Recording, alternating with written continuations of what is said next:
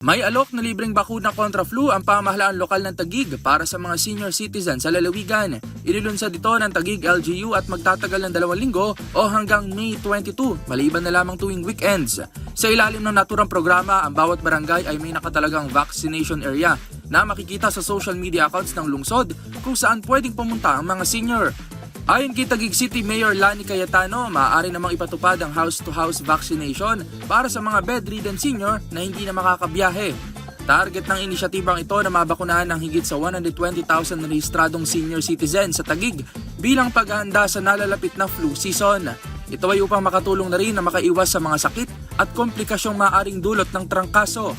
Ayon sa pamahalaan lokal, pagbibigay pugay rin ito sa ating mga nakatatanda na naging bahagi ng paghubog at pag-unlad ng ating komunidad.